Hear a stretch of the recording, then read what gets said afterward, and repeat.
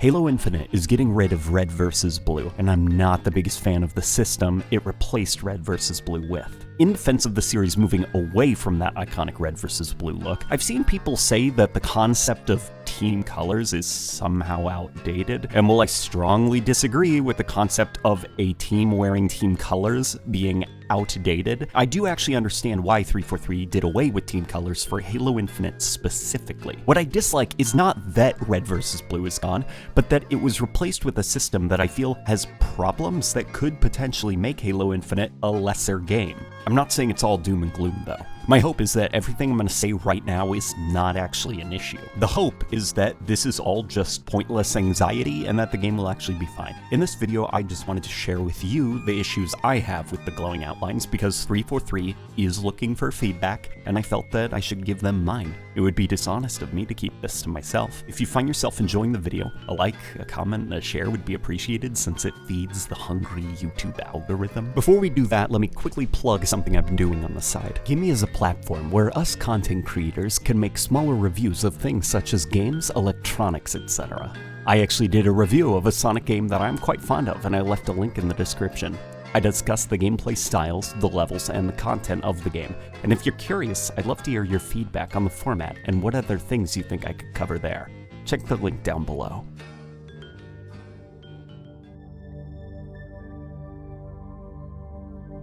Before I explain why I dislike specifically the glowing outlines, I think it's at least important to meet 343 halfway and understand why they wanted to do away with red versus blue in the first place.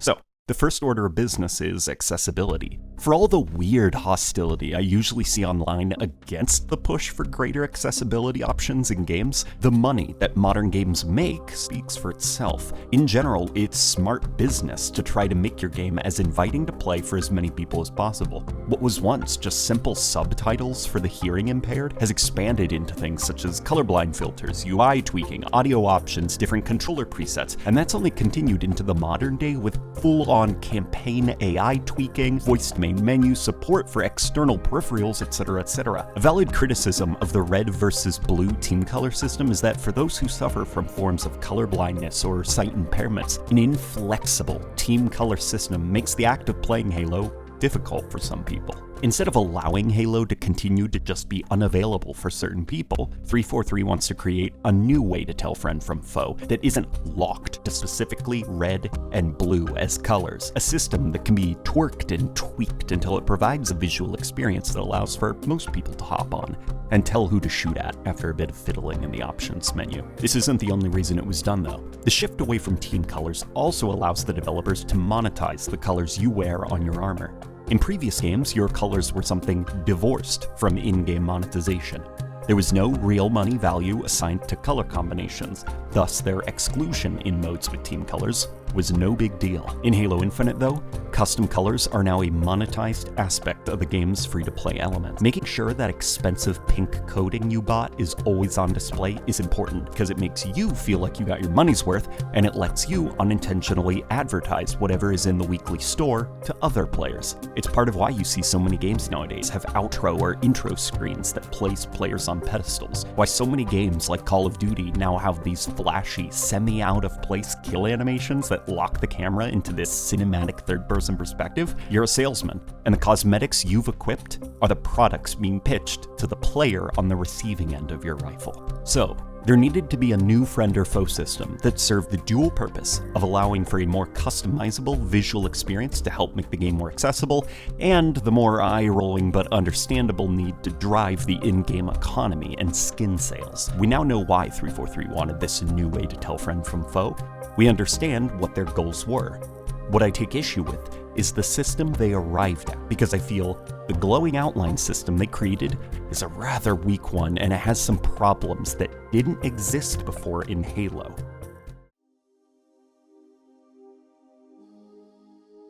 So when designing a way to tell friend from foe for your multiplayer game, there are a few ways you could do it. One way that I like is using your art direction. Gears of War has Swarm versus Cogs. CSGO has terrorists and counter-terrorists. Halo? Well, Halo had red versus blue, and so on. Basically, you don't need to rely on your HUD to tell who is on what team.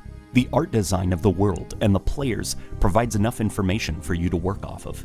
It's an organic way to tell friend from foe that trains the player's eyes and rewards their ability to scan the environment and pick out enemies in that environment. The best thing about this is that it also allows for things such as stealth to be a part of the game's depth. The other way you could do it is make player design not matter at all and make the player rely on information communicated exclusively through their HUD, which Halo Infinite is doing.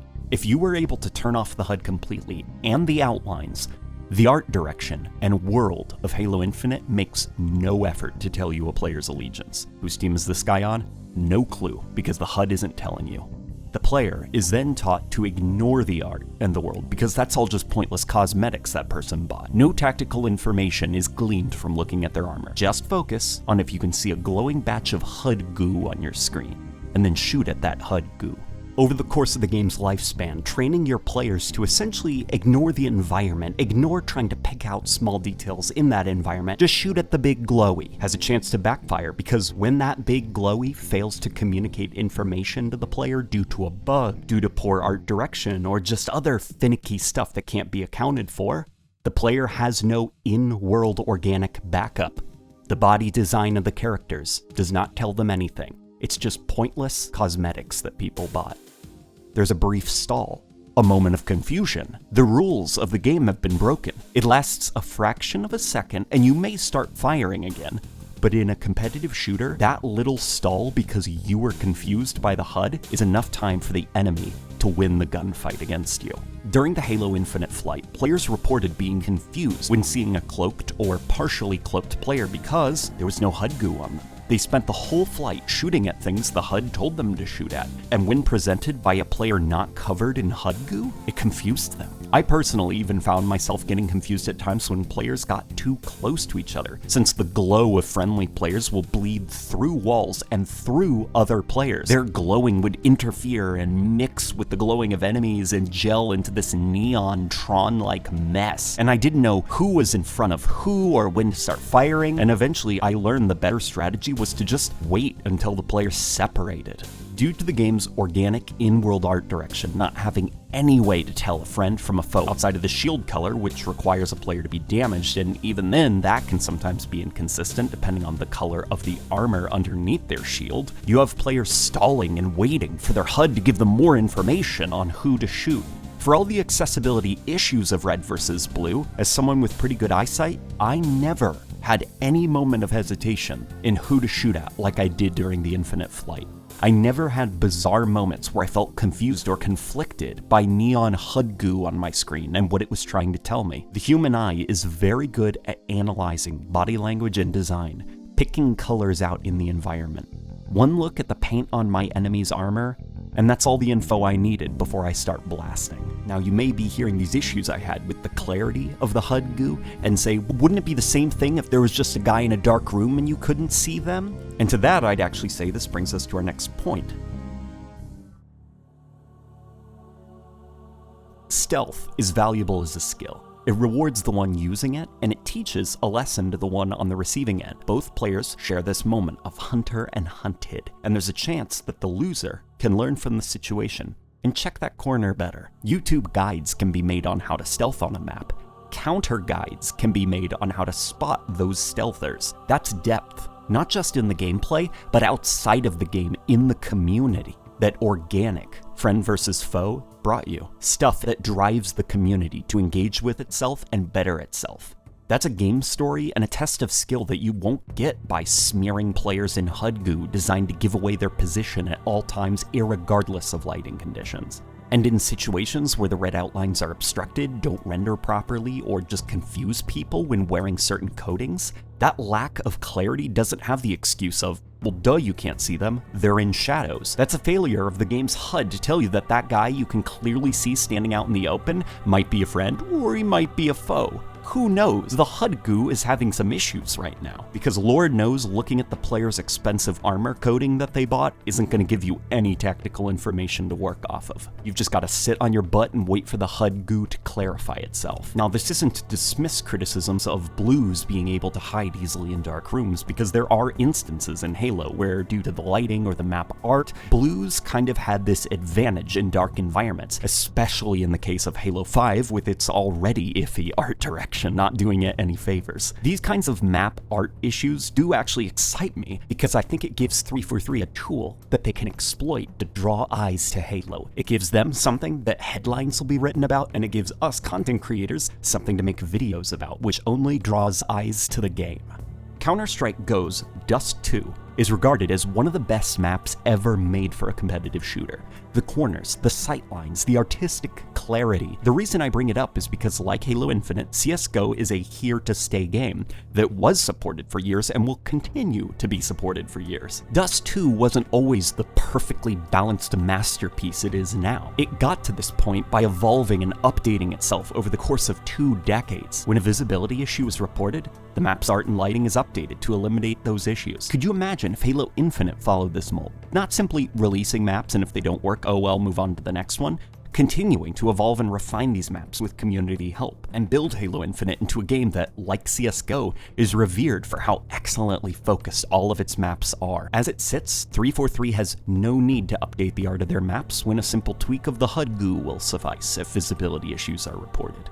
The maps and their art don't really matter much since the player's HUD is holding your hand and telling you what to shoot at. Players look borderline photoshopped into their environments due to how much they stand out. And this is made even more frustrating when you can clearly see the player, and due to weird issues like neon glowing bleeding together, you don't really know what to do. You can see them, but you don't know when to shoot yet because you can't quite tell what the HUD goo is trying to let you know. Now, you may say I'm being silly and blowing this out of proportion, but am I?